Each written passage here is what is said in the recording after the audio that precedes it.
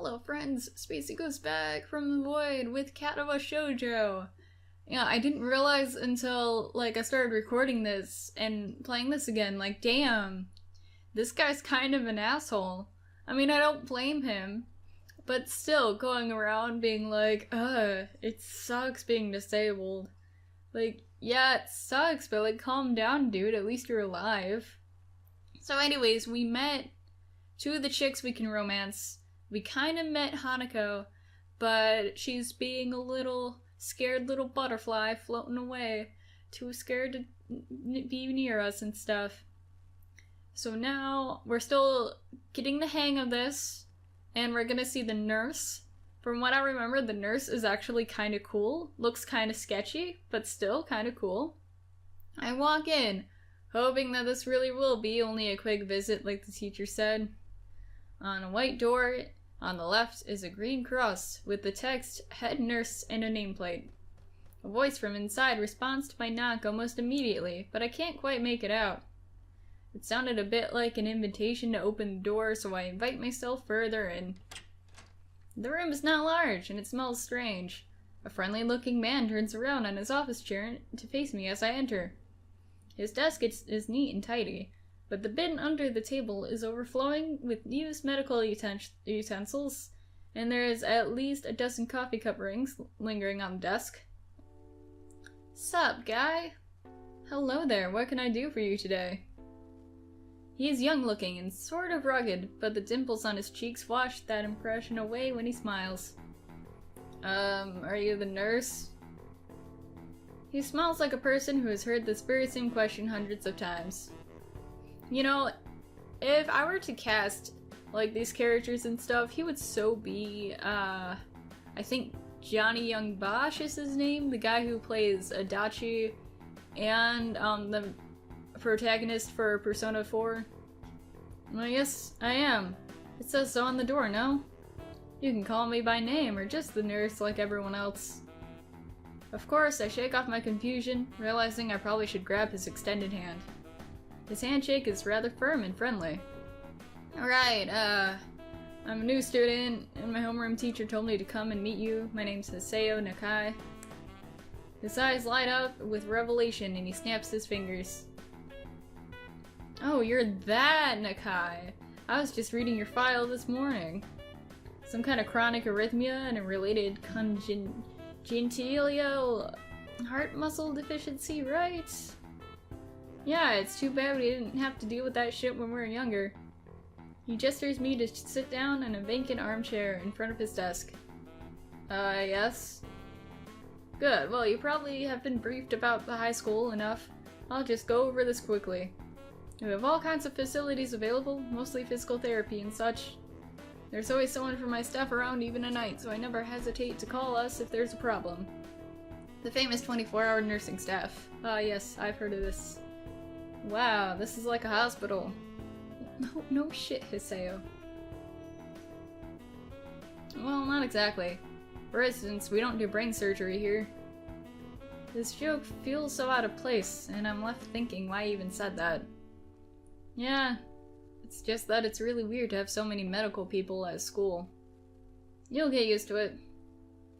I'm not so sure of that myself, but I don't let the nurse know it. Now let me just find your file again. While he searches for something from his computer and shuffles stacks of papers around, I let my gaze wander around the room. It's the epitome of generic, I'd like to say. Beige walls and ceiling, dark gray laminate flooring, and all the equipment you'd expect from a school nurse's office. Even the ridiculous educational posters are hanging on all four walls, reminding me to eat properly. 3 times a day and from all food groups. Smiling, the nurse draws a thick file from a stack of similarly thick files and opens it. So, you already have medication for the arrhythmia. Just remember to take your pills every morning and evening, or it won't be much help. Apart from that, do you do any sports? Rash stuff like, I don't know, boxing? Yeah, it's cause we're a strong boxer person. He grins at his own joke, but I don't. Yeah, well, I played soccer occasionally with some classmates. Alright, I'm afraid I'm gonna have to recommend you refrain from doing that, at least for the time being. Oh. No longer will we have dreams of being a soccer star. My lack of reaction makes him raise an eyebrow, but really, I'm not too bothered by him forbidding me to kick a ball around. I guess I never did it out of burning passion for the sport, just to have something to do.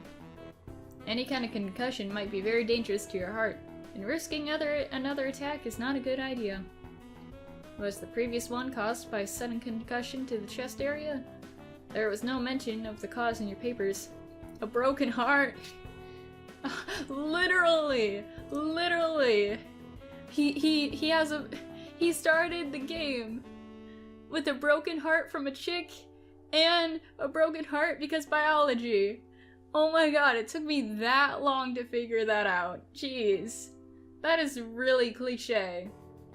Here, this whole time, I thought they just gave him arrhythmia because, like, I don't know. I don't want to put this in this way because it seems kind of bad, but I guess I was thinking they gave him heart issues because, like, it's kind of like a basic disability. I apologize.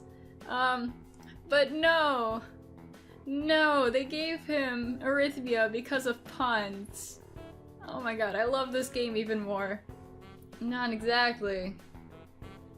I sidestepped the question acceptably, and he glances over at me over his papers, with a more serious expression on his face. Why? Why is that a thing? Still, you need to keep your body healthy, so some exercise would do you good. We have physical therapy and such available, as I said, but I don't think you really need such heavy measures. Just get some light exercise regularly. Brisk walks or even light jogging, jumping rope, that sort of thing. Swimming, maybe. There's a pool here. So I was told. You were very good. At any rate, I'm sure you have been told this before. You just need to take care and not to overexert yourself. He wags his finger to emphasize the point. No need, really. I heard this 1,000 times already. Absolutely no necessarily risks. Take care of yourself. Okay. And that goes for all you too. Take care of yourselves when you're sick or hurt. That is a dad tip. He goes over my papers one more time and sets them on the desk. Obviously content. Good, that's it then. Come meet me if you ever need something. And then we never saw him again. No, I lied. I think we see him like one other time, and then that's it. That's the whole thing. I'm ushered out before I even realize it. A quick visit indeed. Then again, do we really want to be seeing the nurse like every day? I ended up standing in front of the main building and the auxiliary building. Although, to my eyes, they still look one and the same. It's the first real look I get at the other students, so I watch people coming out of the school, going towards the gate or the dorms. Everyone seems to know where they're going, and I still keep thinking that most of them don't look too special for being students at a special school. Then again, neither do I. Does that make me one of them? Yes, you are one of them. There's nothing wrong being one of them. Stop being a dick. One of us? I should go somewhere too, to prevent me from getting lost. It's around dinner time, but I feel tired instead of hungry. The wariness in me only grows as I trudge towards the dorms, set a little way apart from the main building complex. There is a garden of sorts between the school and the dorms. Shrubbery, flowers, and that overbearing smell of fresh-cut grass that fills the atmosphere. It dawns on my tired mind that the smell feels novel, because I haven't been outside at all for so long. All shut in like a hikikomori. My dorm building is big and made of red brick. Like the others, it feels way too pompous for what it is, so I push forward, going inside. Takes more time than necessary to fish out the key I was given from my pocket. Room 119. Despite the ornate exterior, the inside of the dorm is fairly new, functional, and boring. Just like in the main building, the halls and doors are wide to accommodate wheelchairs. Same goes for the elevators at the ends of the hallways. I poke my head around the corner of the common room door. Inside, a few students are watching television. One nods and gives a quick hello before turning back to the TV. Seems that only the girls around here are sociable. I suppose that's perfectly fine with me. I climb the stairs to the upper floor. Here, small corridors branch out from the main hallway. Each of these minor halls seems to have a toilet and a shower, as well as 4 rooms. About halfway down the hall, I spy room 119. The nameplates on the rooms adjacent to mine are blank. I guess there are just 2 of us here. Light shines from below the door of room 117, so I knock lightly. Hello, is anyone home? From inside, I hear a few movements, and then the clicking of way more locks than I thought these doors had. After a moment, the door squeaks open. And it's Harry Potter! Hey, what's up, dude? I missed you. A bespectacled boy is standing in the doorway. He's looking at me very intently, through his extremely thick eyeglasses. Who is it? Blind? No, at least not completely. Why would he have eyeglasses if he was? He leans in closer until our noses are almost touching. His breath stinks of garlic. Hiseo Nakai? I'm moving into the next room. I thought I should be introducing myself. His face suddenly brightens in realization. He stands back upright, thrusting his hand out in a smiling greeting, almost straight to my diaphragm. Now, if he had a voice, I always pictured it as Greg Ayres, because I think it would be perfect. Oh, sup, dude? The name's Kenji. Ah, hi. I take Kenji's sweaty hand and shake it, still a little rattled by the sudden change in attitude and vehement welcome. There were some suspicious-looking people going in and out of your room earlier. It was probably my parents. Your parents? You sure? 'Cause they could have been some other people too. Can't judge a book by its cover. His out-of-place proverb is left hanging between us awkwardly as I try to think of some way to respond. I'd say the chances are high enough. He shudders and makes some exaggerated hand gestures. You're a brave man, Hiseo. Me? I don't think I could trust the chances. The only one I trust is myself. Does that mean I shouldn't get to know you either? He thinks about this for a while. A wise decision. Damn, you're smarter than you look. Probably. What do you look like? I hope not smart. He squints his eyes and leans closer again, but I lean backwards to dodge it. Never mind. It doesn't matter. With that, he turns, fumbles around for a moment in search of the door handle, and shuts the door behind him. I slide the key into the lock of the door marked 119. Bleak beige walls, white linen, a desk made out of some type of light wood, ugly curtains. Wow, it's like being in the hospital all over again. My bags are sitting in the foot of my bed, looking a lot emptier than they did this morning. The closet is sitting open, stocked with my clothes. Oh, how nice of our parents to, put our clothes away for us. Also, it seems there are a number of school uniforms hanging there as well. The note is pinned to a sleeve of one of the shirts. Hi, Chan. We packed your things and made your bed. They said if these don't fit, then you should go to the office tomorrow. If you have any problems, you can always call us. Love, Mom and Dad. Thanks. Well, at least I don't have to worry about unpacking. I kinda hoped I would've, but then there would be something to do. It's still too early. I put the note down on the desktop and lie down on the bed, feeling drained. Lying there makes me want to read something, but I have nothing with me. I wonder if the hospital conditioned me for wanting to read whenever I have nothing to do. The restless urge just keeps growing until I have to stand up. Maybe it's stress or something. I was pretty nervous about it before coming, and for the entire day today too. I still am, I think. Damn, I have to distract myself somehow, so I won't be this unnatural all the time. Tomorrow I'll go borrow some books from the library. Yeah, I'll do that. Good on ya. But for now... The bottles of medications neatly arranged on my night table catch my eye.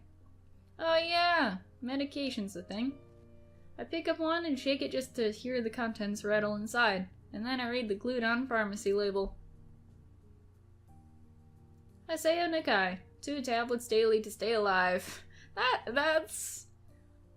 I mean, it's not wrong. Also, I don't think they should put it so bluntly on there. Oh, it doesn't really say that, but it could just as well. It's kind of twisted having your life depend on chemicals like this. I resent it a little, but what choice do I have? With a sigh, I begin my new daily trend of taking the right number of pills from each bottle, being careful to check the correct dosages. Because we don't want to overdose. That would suck. I wonder if there's an ending where you overdose. No, let's not think about that. I lie down again, feeling hollow and uncertain, and after that, I keep staring at the blank, unfamiliar ceiling for a long time. It doesn't start looking any more familiar, not even after darkness falls, and long shadows draw across my room like fingers. The sheets feel slightly more comfortable, warm and nest-like against the chill that passes for room temperature here. Soon the lighter shade of darkness that is the ceiling looks like every ceiling does at night, and it becomes the only thing I recognize anymore. The night beckons me to sleep, and I feel the coldness of unfamiliarity and fear creeping up my spine once again. I keep drifting further away from the world I knew. Well shit, shouldn't we be taking those pills with food or something? Fuck. I really hope we survive. Okay. Next morning! Hello, naked room. I wake up in a strange room. Solid morning light shimmers against the light gray ceiling. I've forgotten to draw the curtains closed last night. Gasp! This is my room, isn't it? My room. This is the third room this year that I'm supposed to call mine. Various things around here remind me that indeed it is me who's supposed to be the one living here. Not some Harry Potter living across the row. My bag's on the floor, my new school books on the desk, my numerous medications on the night table. I stare at the bottles for a moment, deliberating, until I open a bottle, shake out a pill, and pop out a tablet from a foil sheet. How are you doing that without drinking anything? Like, jeez. I down them with a chaser of water without thinking about the chemistry. Oh, okay. That's good, but you still should eat something, dude. My uniforms are in the closet. I slank out from under the sheets and stretch my back before dressing up. Putting on a new school uniform feels like dressing in someone else's clothes. The artificial smell of generic detergent invades my nose, but the feeling of fresh cloth against my back is a good one. A natural one. Feels like a school uniform, as it should. It's not much different from what I used to wear before. That goes for other things too. So far, this place seems more or less like a normal school. Except for the people. I think back to my talk with Kenji yesterday. Misha's constant laughter, and Shizune's sweeping sign language gestures. Well, I've only met 3 students so far. Maybe they aren't that normal, but I'm sure the others are. Or perhaps people like them are what passes for normal around here.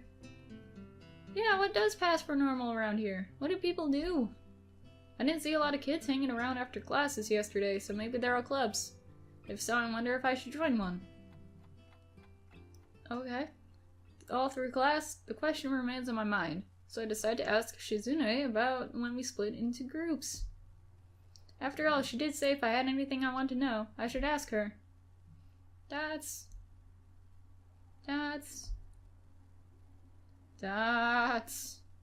She crosses her arms and shifts her gaze slowly to Misha, who looks more preoccupied with trying to grind the eraser from her pencil down, so that the top is perfect and evenly flat. Why would you do that? No. 'Cause then, like, what are you gonna erase with?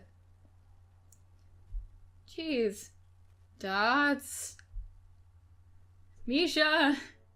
Ahaha! Sorry, Sai-chan! Is there something you wanted from me? Oh, I see. That's a good question, Hai-chan. My first thought is that means she doesn't know, which is worrying. Maybe I'm being too negative. Well, anyway, Misha, please don't prove me right. Oh, that's right, everyone is encouraged to join a club. A lot of people do so because there really isn't anything to do. There is also school events, like the festival coming up in a few days. Almost every student in the school tends to help out with it, doing whatever. So, you actually transferred it at a busy time. Maybe you can help out too. Sure. It's not like we have anything else to do. besides wallowing in our own self-pity. What's the festival about? Misha freezes. Wahaha! I don't know, Hi-chan. The truth is, it's a local event, and I'm not from this area, so... She starts signing desperately to Shizune, asking her to bail her out. Shizune adjusts her glasses at the end of an oddly grandiose flourish and starts signing hard and heavy. Dots. Huh? Oh! Who cares? Misha puffs out her chest as she shouts Shizune's words out at me with a disproportionate amount of pride. Too loud. I can see the heads turning to look in our direction. Not so loud. Like tone it down, please. That's... Human beings evolve from each new generation. The ideals and beliefs behind a festival will inevitably change with time. That's... No, it's the delicious fried food and amusing little games that you play to win prizes. Ha ha ha! The teacher clears his throat very loudly, batting his long wooden pointer against his other palm like a baton. He shoots a pointed gaze at us. Finally noticing where we are, Misha stifles a yelp and quickly quiets down. Shizune doesn't seem embarrassed at all, though brushing it off without a care. That's... We're in the middle of class and we should start working. That's right, Sai-chan. What? That's right. Hi-chan, are you asking because you're interested in joining the club? Could have been my eyes playing tricks on me, but I think I saw a suspicious glance exchanged between them. Misha's tone has also changed, although it does that with every other word anyway. Okay, so I have a theory. I've never finished Shizune's route, so I don't know this for sure. But I think Misha might be deaf. I could be wrong. They never really fully explain, like, why Misha's here, but she has to have a reason for being here besides just knowing sign language. And, like, the way they describe her, she's, like, always, like, screaming everything, and doesn't really seem like she notices her surroundings. I don't know. We'll find out. Yeah, I was thinking about it. Misha and Shizune look at each other again. Why do I always fuck your name up? I'm so sorry. I'm about to ask what they have in mind when something dark flutters in my peripheral vision, catching my attention. Out of the corner of my eye, I see a girl with long dark hair get up from her desk and slip silently towards the door. Doesn't seem like she was working in any group, and no one seems to notice her but me. I glance at the teacher, who's also looking at the dark-haired girl go. Why doesn't he say anything? Hanako, why are you going away? Why don't you stay? Hey, Sean, is something wrong? Do I look as uneasy as I feel? Or was Misha just looking at me and looking after the girl who left? No, nothing. That's... Okay, well, like we were asking, you don't have any plans for lunch today, do you? I thought I would go to the library and pick some books. Not really. Do you want to have lunch together then? Sure. Not like we're talking to anyone else. Dots. Yay! Wahaha! Okay, Hi-chan, perfect. Okay, and the rest of the class passes uneventfully. The girl with the long hair never came back. Before I have the time to put any more thought into where she could have gone, the teacher informs us that it's time to stop working. Shizune looks more than a little annoyed that we only just barely managed to finish all our work on time. I'm just glad we finished it at all. It's not a contest or anything. That's... Yes, it is, Hi-chan. Impossible. Really? Really. I've noticed this before. That's kind of funny how Misha is always moving her hands and signing not only everything she says, but what everyone else is saying at any given time. Obviously, it must be so Shizune can understand it. Her eyes dart back and forth between Misha's hands and me. I don't know who I'm supposed to be looking at. I'm talking to Misha, but that might be wrong. Maybe I should face Shizune. Maybe we should. Look at how pissed she looks. I'm used to looking in the direction of the person whose voice I'm hearing, but really... Shizune can't hear me, and it would be disrespectful to talk to her only through Misha. Then again, isn't that what she's doing? No, she is at least looking at me. This is all very confusing, and will take some time to get used to. It's not a contest, because contests are competitions over a prize. If there's no prize on the line, it's not really a contest. Shizune's eyes flash dangerously with a competitive glare. She stares at me as if surprised that I'm challenging her. I think maybe this is a contest to her. I never noticed before how dark and blue her eyes are. Truly an alluring gaze. Dots. Are you sure, Hai-chan? Very sure. Dots. Ha ha ha! You're wrong, Hai-chan, because I don't want to be the slowest one in the class. Therefore, what's on the line is my confidence in my abilities, and the prize is satisfaction in proving them. Wah ha ha! Shizune pushes her glasses up the bridge of her nose in a very matter-of-fact way. I'd argue more, but the bell rings, and she quickly gets up and picks up her bag, looking at me expectantly. Okay, so with that, I think I'm gonna end this here. We're slowly getting along the prologue. Trust me, we're gonna meet together, girls, soon enough. So thank you guys for watching this, and I'll see you guys sometime in the future. Bye!